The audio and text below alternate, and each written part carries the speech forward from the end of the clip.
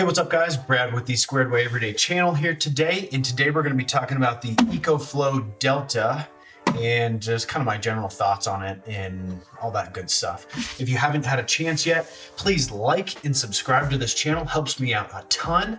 And pretty much kind of the process in talking about this generator, I'll talk about what comes with the generator. We'll talk about the basic power specs. We'll talk about the charging, and then we'll talk about my overall experience on how I use it, what I've had happen with it, good stuff, bad stuff, and everything in between. So let's get into it.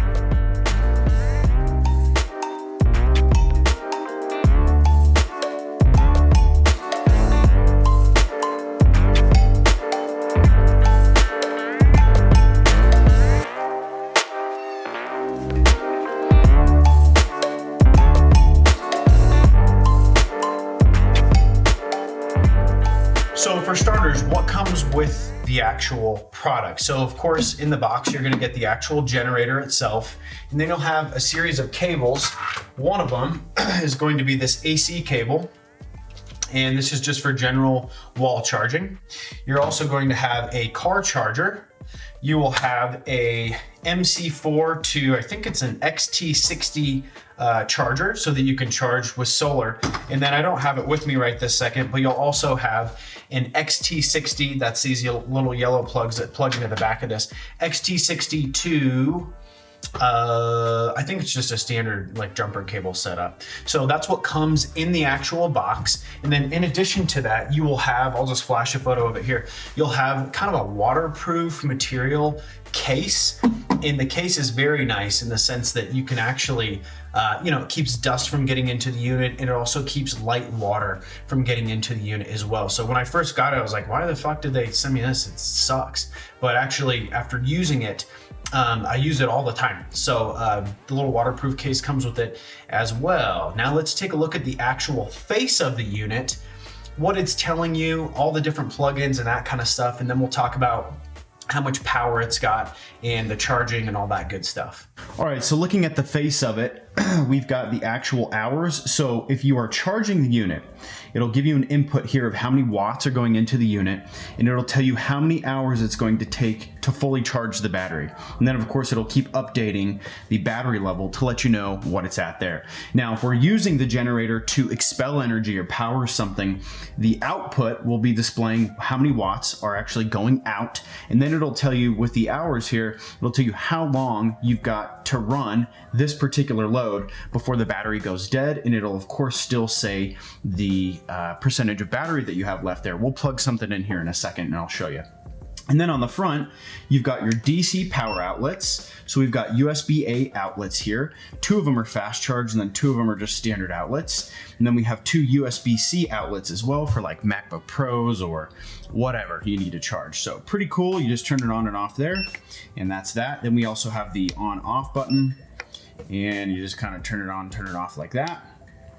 And now we look at the back side of the unit. This is where you charge it. So we've got an XT60 outlet, and this is for like solar charging, or if you're gonna plug this into the car charger, something like that. Then we have AC charging, and this is just to the wall pretty much. And then you can see there's these power thresholds that it doesn't want you to pass. And if you do pass those power thresholds, pretty much it's just gonna trip a breaker. You're gonna have to hit this reset button, and then you can continue on with whatever you were doing, whether you were trying to charge it and you were trying to expel energy or whatever the deal is. So that's that on the back. And then we have right here on the, I don't know if it's the back or whatever you want to call it, on this side of the unit, and I'll talk about that in a second. We've got 6 AC outlets, and same thing, you just kind of hold the button, it turns on the AC unit, some fans kick on, whatever, that's how that goes. And then you've got a little carport down here as well, a little car outlet, and this is a regulated unit down here, the outlet, which is pretty cool because a lot of units, and when I say units, I mean the solar generator category as a whole. A lot of times it's not the most clean of energy, or it's not regulated on the actual outlets, so it can kind of damage some of your appliances or equipment that you may have plugged into it. This is a very clean energy, it's sine wave technology, and most of the outlets, I think all of them actually, are regulated. So You're not gonna have to worry about any sort of weird power surges. On this side, we just have the logo, and we've got some fans and kind of venting gaps in there just to kind of air the system, and you have it on the back side as well.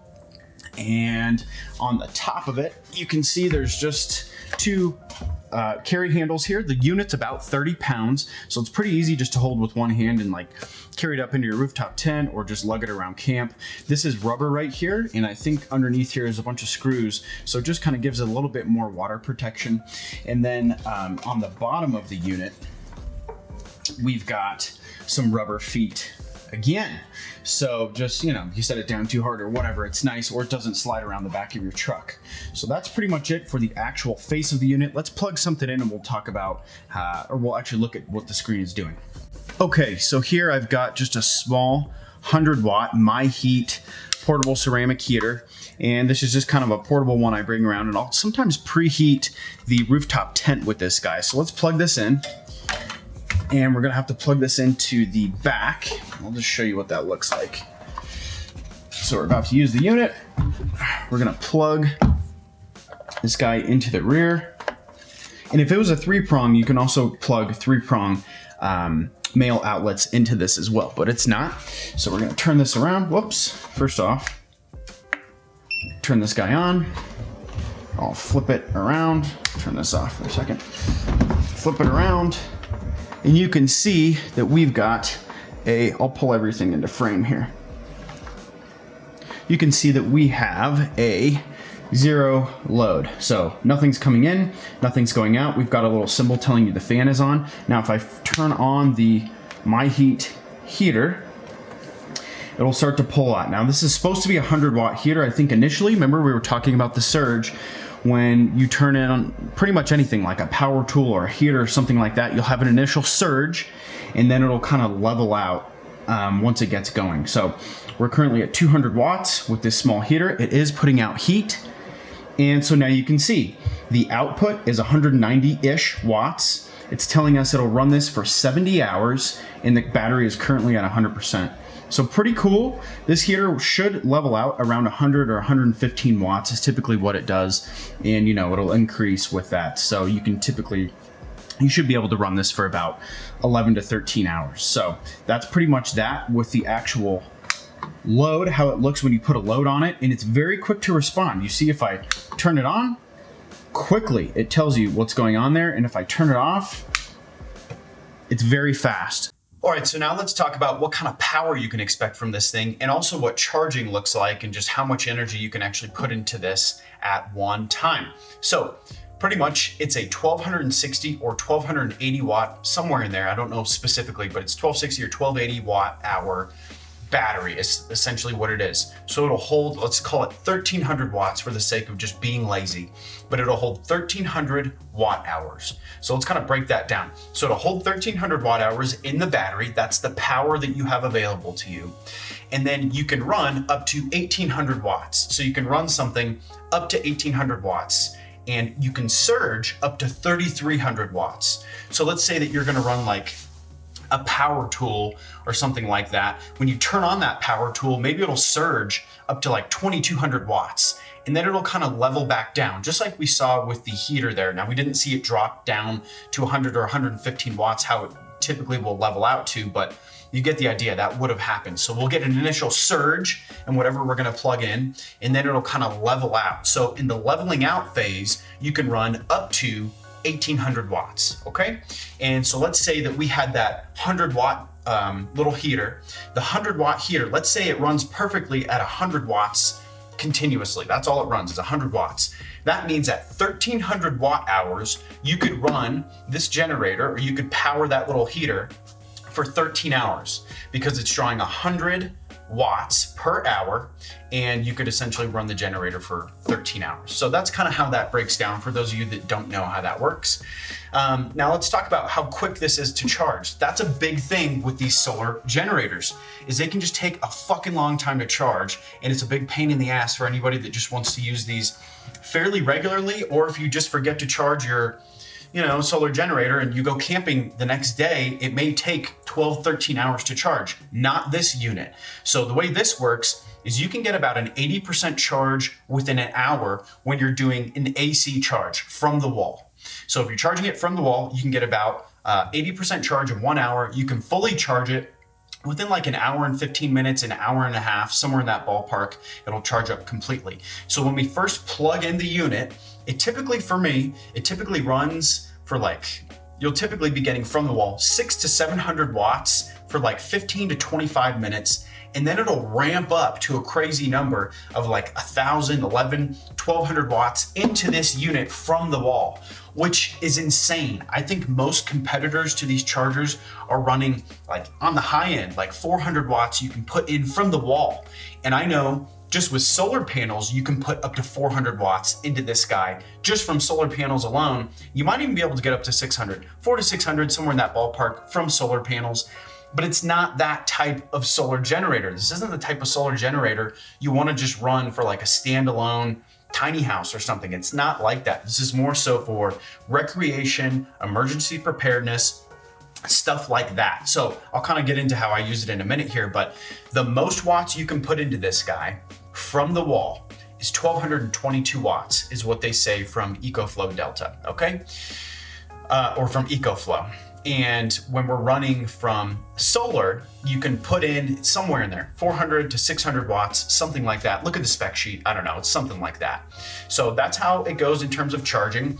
Now, let's get a little bit into how I use the unit and just kind of what I think about it overall, and then a couple of problems I've had with it. And let's look at that. I bought this thing really just for overlanding, running trails, camping, that kind of stuff. And then as a secondary, I bought it just for general preparedness. If the power goes out, I can still run a heated blanket or a refrigerator or something like that. So that's why I bought it in the first place. Now to this point, I've used it exclusively for just overlanding and off-roading in general. And it's been for a period of maybe 15 or 17 days, running it 24 hours each of those days.